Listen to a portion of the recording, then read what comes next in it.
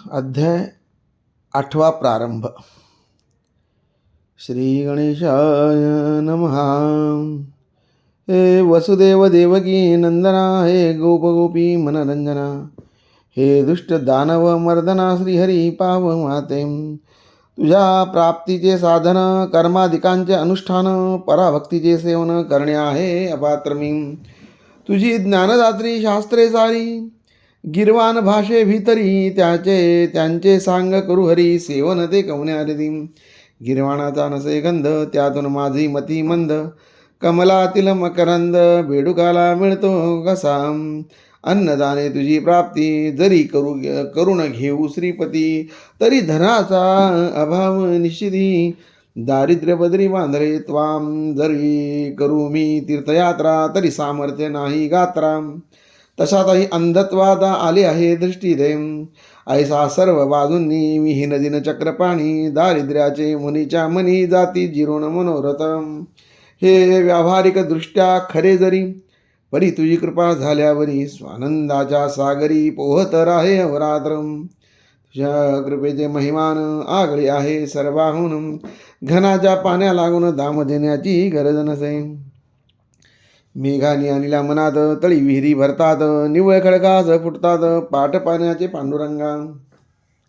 ऐशाता तव कृपेचा दासगणू हा भुकेला असाचा, घास एकदा तरी त्याचा घाल माझ्या मुखात, ते नेहमी तृप्त होईन. अवघ्या सुखादे पावेन, अमृताचा लाभ दागण, रोग सारे दूर होती. असो मागील अध्यायी, देशमुख पाटला ठाई, मुक्कामादे दुफळी बाई, येऊन बैसली हे ऐकली. जेत जेत ही नांदे दुफळी, तेत तेत ही करी होळी. अवघ्या सुखांची रांगोळी हिच्या पायी होतसे. क्षय रोग तो शरीराला, वा दुफळी रोग समाजाला. नेतसे यमसदनाला, प्रयत्न पडती लुळे तेथ.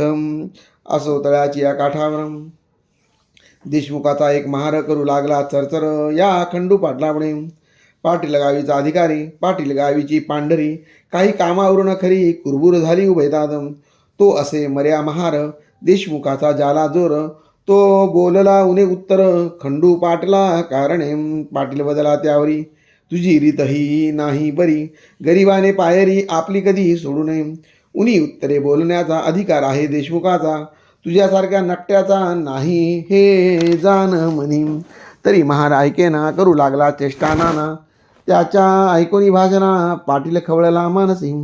बाचाबाचीचे कारण होते अतिशुल्लक जाण, कागद ठाण्या लागून पाठवणे होते पाटलाला. तो टप्पा न्यावयासी सांगितले होते महारासी, की तू असाच जा अकोल्यासी, तहशिलीत टप्पा द्याया. ते ऐकोनी बदला महार, मी न हा टप्पा नेणार. देशमुखाच्या आश्रितावर तुमचा डोळा हमेशा, काही असो आजदनी मी टप्पा न जाय घेऊनी. तुझ्या हुकमा लागुनी बोंबा शिमग्याच्या समजतो मी. ऐसे वदनी बोलला, हाव भावही तैसा केला, मूठ वळूनी हात नेला त्याने आपल्या मुखाकडे. ती त्याची पाहुणी कृती खंडू पाटील कोपला चित्ती. भरीव वेळूची काठी होती पाटलाच्या हातात, त्याच काठीचा केला प्रहार महाराची हातावर. पाटील मूळचा जोरदार, त्याने रागे केला प्रहार. त्या प्रहारे करून हात गेला मोडूनी, महार बेशुद्ध होणी पडता झाला भूमीवर. पाटील दुसऱ्या महाराला गेले टप्पा द्यावायला. तो इकडे वृत्तांत कैसा झाला तो आता सांगतो. तो महार त्याच्या आप्तांनी नेला उचलून देशमुख सदनी, मोडला हात हे पाहुनी देशमुख ते संतोषले.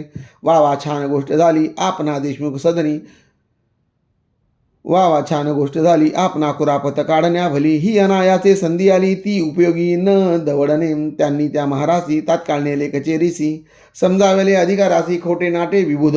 कुठेही दोन पक्षात वाकडे आल्या यात किंचित, काट्याचेच होतात नाही अटे ते अवलोकाम.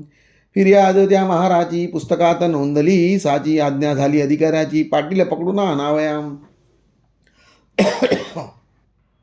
शेगावी झाली पुकार, उद्या आहे पडणार पाटलाच्या पदी थोर बेडी करी हातकड्या.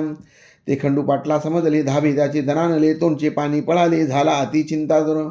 ज्या शेगावी मी वाघापरी वागत होतो आजवरी, तेथेच का हा श्रीहरी प्रसंगानेला बेडी जाम. अब्रुदाराचा अपमान वाटे मरणाहून मरण, बंधू गेले घाबरून काही विचार सुचेना. खंडू हताश होऊन बसला. तो एक विचार सुचला त्याला. श्री गजानन महाराजाला साकडे हे घालावे. त्या साधूचे वाचून या संकटाचे निरसन करणारा न कोणी आन राहिला यावर आडी. लौकिकी यत्न करण्याला बंधू गेले अकोल्याला. खंडू पाटील नीट आला समर्थाकडे. रात्री येताच केला नमस्कार. शिर ठेविले पायावर. महाराज आला कठीण फार प्रसंग तो माझ्यावरी. सरकारी कामानिमित्त मी एका महाराप्रथम तळ्यापाशी ताडिले सत्य करातील काठीने. त्याचा ऐसा परिणाम झाला काट्याचा नायटा केला. देशमुख मंडळींनी भला माझे अहित करण्याचं. त्यानिमित्त कैद मला होण्याचा उद्या प्रसंग आला. समर्था माझ्या इज्जतीला तुझं विन कोण रक्षील. उद्या येथील राजदूत मला येथून नेण्याप्रथम. बेडी ठोकून पायात ऐसे आज ऐकले. त्यापेक्षा गुरुवरा गळा माझा येथे जिजरा. ही घ्या तलवार देतो करा वेळ करू नका. अब्रुदारा कारण बेइज्जत हेच मरण. अपराध माझा त्यातून अतिअल्प दयाळ. त्या अपराधरूपी खड्याचा हा डोंगर झाला साचा. अभिमान माझ्या अब्रूचा धरा समर्था एकाही अब्जेंद्रताच्या वेळेला. अग्निकाष्ट भक्षण्याला होता अर्जुन तयार झाला. केवळ आपल्या अब्रूस्तव तेथे भगवंताने भली अब्रू त्याची रक्षण केली. प्रभूने वस्त्रे नेसविली द्रौपदीला सभेत. तेवी मम अब्रू ही पांचाळी देशमुख कौरवांनी आणली. नग्न करण्यासाठी बली तिचे रक्कराहो रक्षण. ऐसे उदन समर्थाला पाटील रडू लागला. आसवांदा तो चालला पूर नेत्रा वाटे हो. घरची माणसे चिंता दूर आधीच झाली होती बार. नाही त्यांच्या शोकाबार तो सांगावा कोठवरी. इकडे समर्थांनी भले दोन्ही हाती कवटाळले. खंडू पाटला हृदय धरले त्याचे सांत्वन करावया. अरे काम करत्या पुरुषाप्रद ऐशी संकटे येतात. वरच्यावरी जाण सत्य त्याची चिंता वाहू नको. स्वार्थ दृष्टी बळावता ऐसे तो होते तत्वता. खऱ्या नीतीची ही वार्ता अनुमात्र त्या कळत नव्हे. तुम्ही पाटील देशमुख दोघे जण एका जातीचे असून एकमेकांचे नुकसान स्वार्थे करू पाहता. मागे कौरव पांडवात स्वार्थेच आला विपट सत्य. परी पांडवाचा पक्ष देत न्याय खरा होता की. म्हणून पांडवा कारणे सहाय्य केले भगवंताने. सत्यासाठी मारणे भाग पडले कौरवांना. जा भिवू नकोस तिळभर बेडी न तुशी पडणार. किती जरी केला जोर देशमुखाने आपला. तेच पुढे खरे झाले. पाटील निर्दोषी म्हणून सुटले. जे का संत मुखावाटे आले ते न खोटे होई कधी. पाटील मंडळी उत्तरोत्तर भजू लागली साचार. कोणा नाही आवडणार अमृत ते सेवा वयाम. पुढे खंडू पाटलाने करून विनंती प्रेमानं नेले राहावया कारणे समर्थाला निजग्रही. असता पाटील सदनाद गजानन स्वामी समर्थ. ब्राह्मण आले अवचित 10-5 तैलंगी विद्वान असती. कर्मठ वेदावरी प्रीती परी धनाचा लोभ चित्ती. राही ज्यांच्या विशेषम ते काही मिळाले म्हणून समर्थाकडे आले जाणं. तैवदे पांघरुण घेऊन समर्थ निजलेले. त्यांना जागे करण्याप्रत ब्राह्मण म्हणू लागले मंत्र. जटेचे ते स्वरासहित अतिउच्च स्वराने मंत्र म्हणण्यात चूक झाली. ती न त्यांनी दुरुस्त केली. म्हणून आसनी उठून बदली गजाननाची स्वारी व्हा. आणि ऐसे बदले ब्राह्मणाला. तुम्ही कशासाठी वैदिक झाला. हिनत्व वेद विद्येला आणू नकारे निरर्थकम. ही न विद्या पोटाची मोक्षदात्री आहे साची. बा डोईस बांधल्या शालीची किंमत काही राखा होम. मी म्हणतो ऐसे म्हणा खरे स्वर मनी आणा. उगीच भोळ्या भाविकांना सोंग आणून नाडू नका. जी ऋचा ब्राह्मणांनी म्हणण्यास सुरू केली आणि तोच अध्याय समर्थांनी धडधडा म्हणून दाखविला. चूक न कोठे म्हणण्यात शब्दोच्चार स्पष्ट सत्य. वाटे वशिष्ठ मूर्तिमंत वेद म्हणण्या बसला. तैलंगी ते एकूण चकित झाले. अधोवेदन बसले मुखे वरी करण्या आपले. भयमनी वाटले त्या. सूर्योदय झाल्यावर त्याच्या पुढे का होणार. दीपांचा तो जय जयकार त्यांची किंमत अंधारी. विप्रमणती आपल्या मनी हा पिसा कशाचा महाज्ञानी. चारी वेद याच्या वदनी नांददात प्रत्यक्षम. हा विधाताचा होय दुसरा. शंका येथे नोरली जरा. हा असावा ब्राह्मण करा जातीने की निसंशय. परमहंस दीक्षा याची वार्ता न उरली बंधनाची. कोणत्याही प्रकारची हा जीवनमुक्त सिद्धयोगी.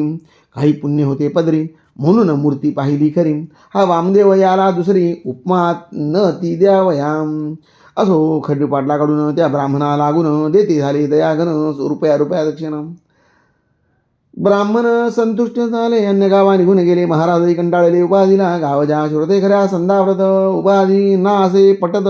दांभिकाला मात्र भूषण होते तिचे. गावाचे उत्तरेला एक मळा सान्निध्याला. त्या मळ्यात भाजीपाला होत होता भोजन. एक शिवाचे मंदिर तेथे होते साचार. लिंब तरुची थंडगार छाया होती तेठाई. हा कृष्णाजी पाटलाचा मळा होता मालकीचा. हा कृष्णाजी खंडूजीचा सगळ्यात शेवटला भाऊ असे. त्यामुळे आता महाराज आले, शिवा आले, या सन्निध बसले. एका ओट्यावरी भले निंबदरुजा छायेत. समर्थ म्हणाले कृष्णाजीसी, मी आलो तुझ्या मळासी. काही दिवस राहावयासी या शंकरा, या श्री शंकरा सन्निधम. हा भोलानाथ कर्पूर गौर नीलकंठ पार्वतीवर, हा राजराजेश्वर आहे अवघ्या देवांचा. तो तुझ्या मळ्यात रमला, म्हणून मीही विचार केला येथे न्या जातो भला देसावली करुणम.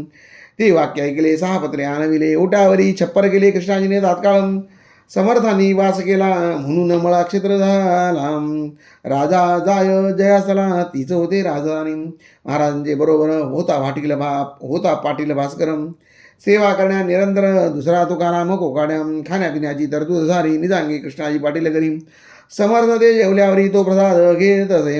असो गजानन मळ्यात गोष्ट घडली अद्भुत. येथे झाले फिरत विरत 10-20 गोसावी ते ठायाम.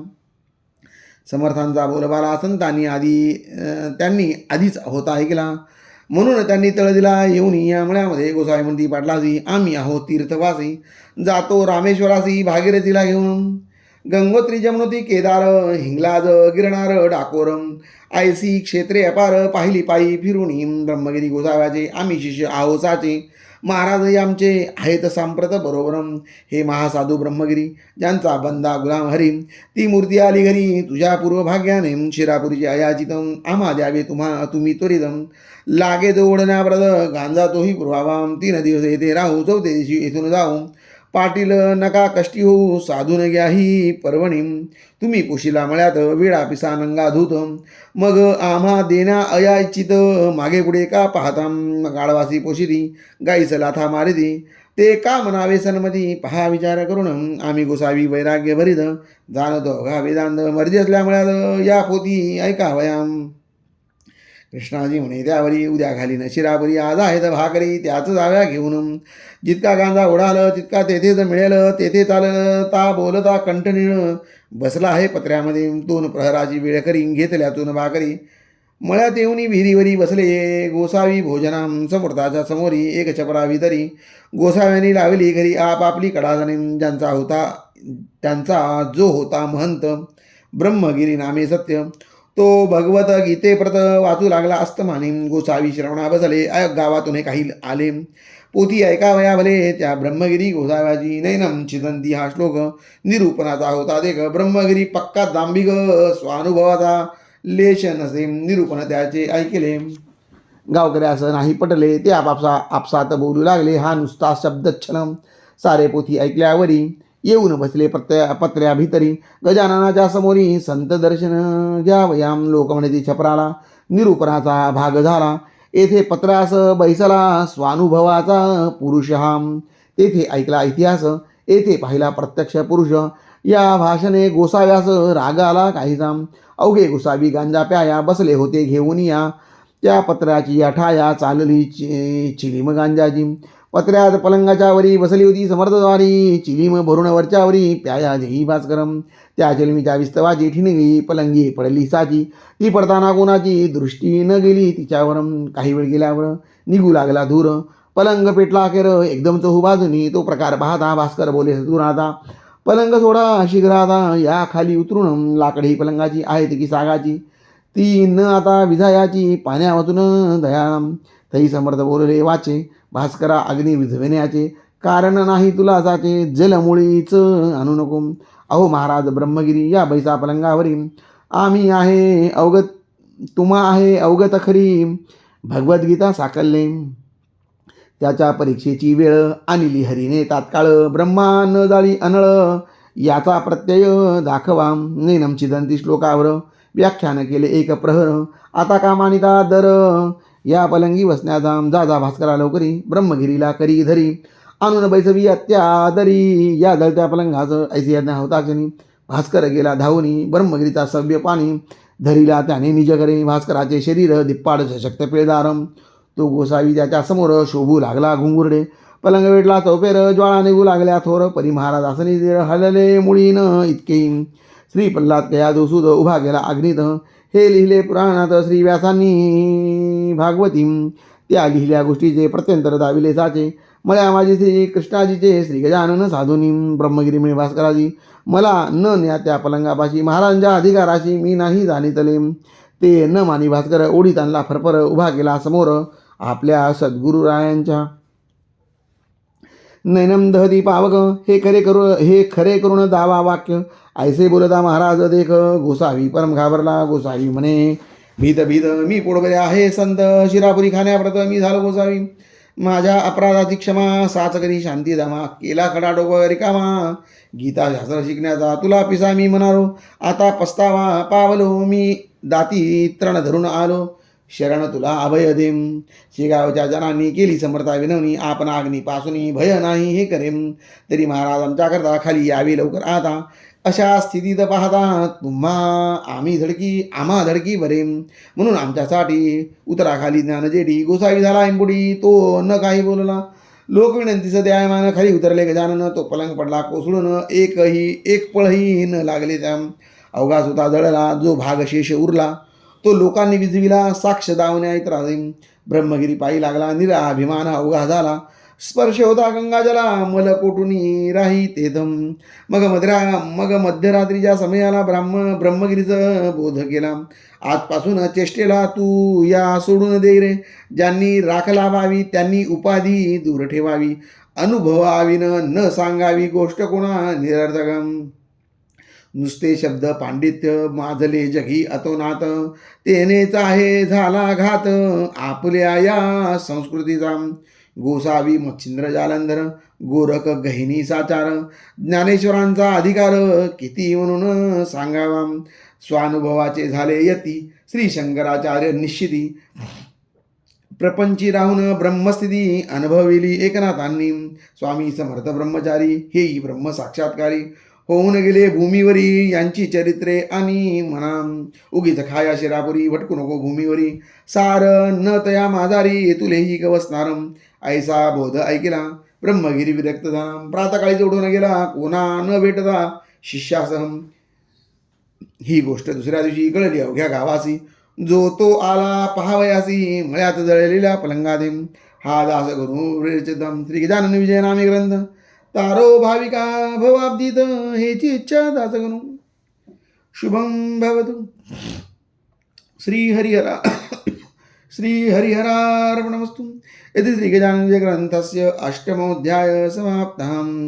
जय जय रघुवीर समर्थ. जय जय गुरुदेव दत्त.